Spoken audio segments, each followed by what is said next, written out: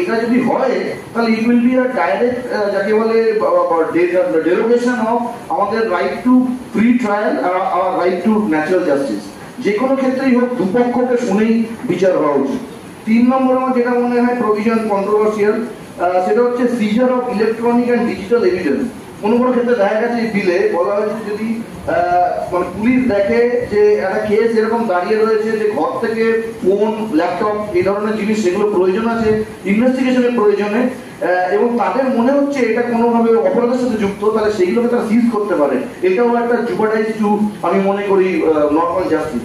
আর last আরেকটা যেটা মনে হয় সেটা হচ্ছে যে নতুন যে কতগুলো প্রভিশন করা হয়েছে মব লিঞ্চিং এরকম টাইপের কতগুলো অফেন্সে, আমার মনে হয়েছে পানিশমেন্ট গুলো কোথাও down the line too harsh too strict.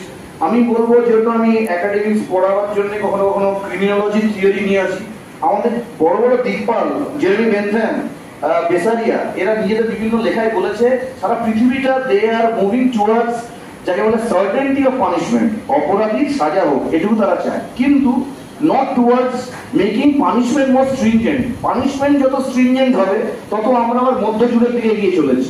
Last but not the least, আমি পুরো এই 3টে আইনের এতগুলো বদলের মধ্যে ভিকটিমের